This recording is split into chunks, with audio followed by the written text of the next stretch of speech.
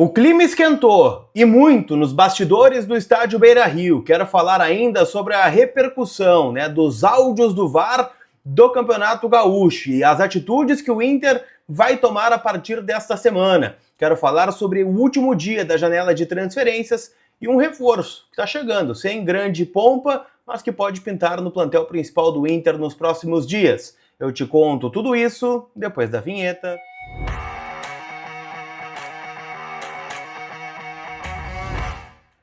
Tudo bem, gente? Vamos trocar uma ideia então, afinal eu quero atualizar as últimas informações do Internacional, então já chega, Deixando o teu like, te inscrevendo aqui no canal pra gente atualizar tudo do nosso Colorado.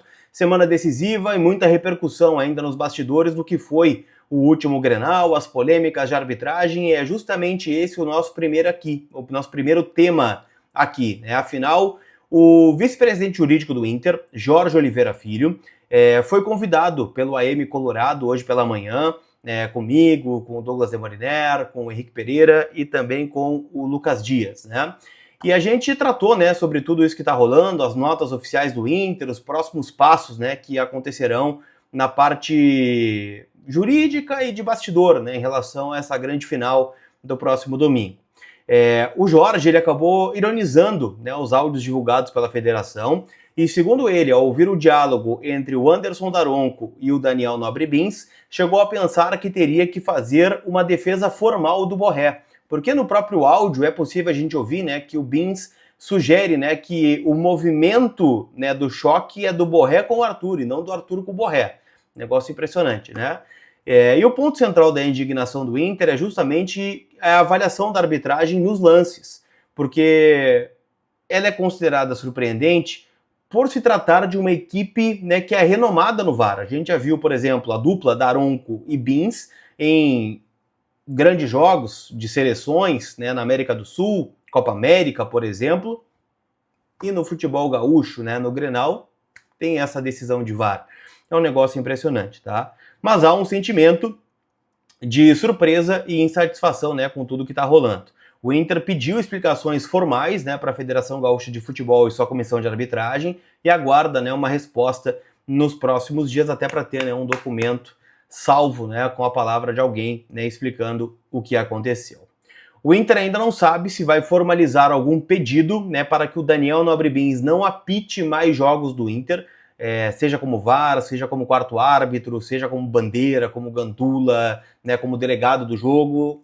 O Inter não sabe ainda se vai poder fazer isso, ou se vai, inclusive, questionar a escala do próximo domingo, que tem lá o árbitro Rafael Klein, que também esteve envolvido em polêmica na semifinal contra o Juventude, e o VAR Marcelo Inácio Domingues Neto. A princípio, não, O Inter não vai fazer esse movimento, até porque poderia gerar mais confusão.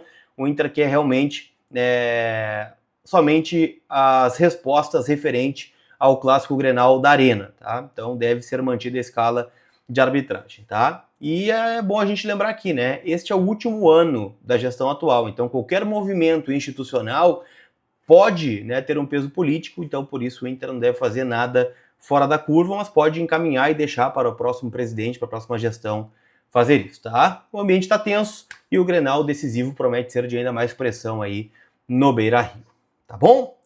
Falando em bastidor, falando em estrutura, quem entende de solidez é o Grupo Flex, Afinal, lá você fica no verde de novo. Então, tu tem uma situação financeira complicada, tem um contrato de financiamento, de empréstimo, tá pagando juros abusivos, a parcela tá muito alta, tu tá estranhando, então pede uma avaliação gratuita do teu contrato para eles, que eles podem te ajudar a reduzir esse valor, caso você esteja pagando juros abusivos na parcela, A avaliação é gratuita, diz que o Colar indicou que eles vão fazer esse trabalho para você e dizer, tem esse caminho aqui, ou até mesmo, não tem caminho nenhum, mas pelo menos tu fez a avaliação e sabe que tá pagando somente o que é justo, tá certo? Então, Grupo Flex é você no verde de novo.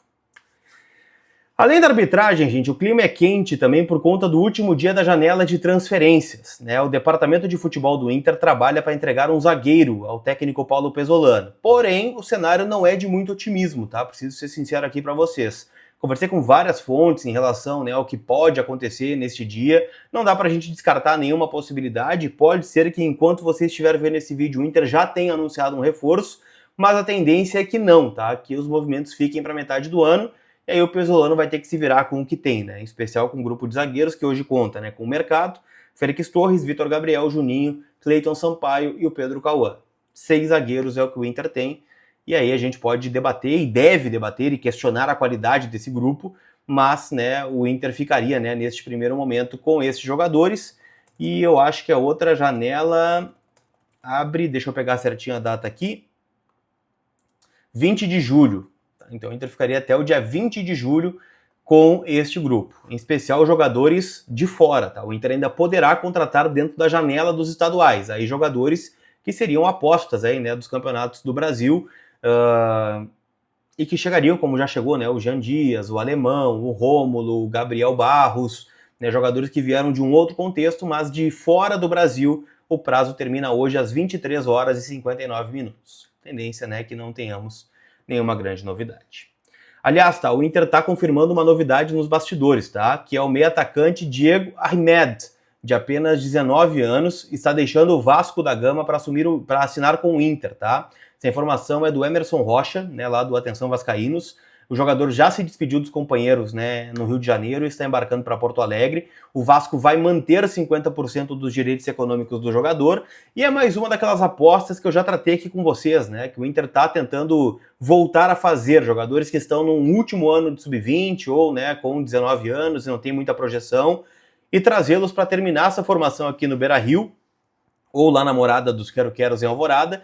E dependendo, né, se já for um jogador meio pré-pronto, já puxar ao time principal. Algo que a gente viu acontecer aí com o Benjamin, com o próprio Vitor Gabriel, que hoje é zagueiro do Internacional aí, veio do Sport com algumas partidas já pelo profissional.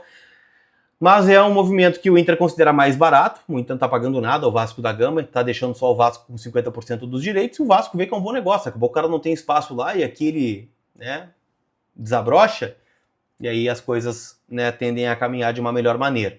Então, Diego Ahmed, 19 anos, meia atacante, está chegando aí ao estádio Beira-Rio, tá bom? Vamos falar de eleição, gente, é um tema delicado também, né? Aliás, 2026 é um ano recheado de polêmicas, né?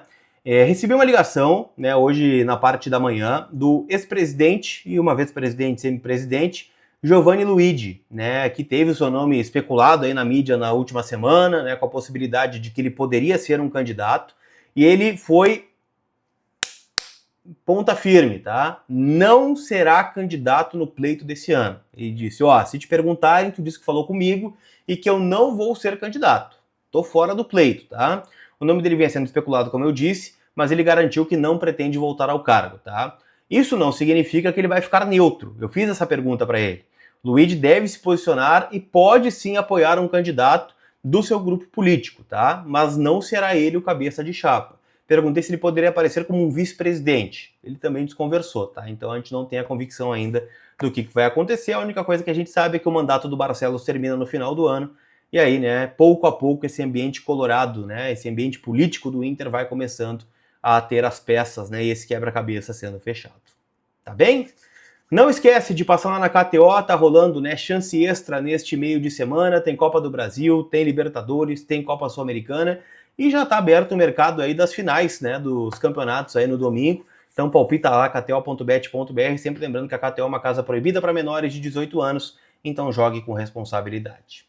Tá certo, gente? Aquele abraço. A gente se vê. Fui!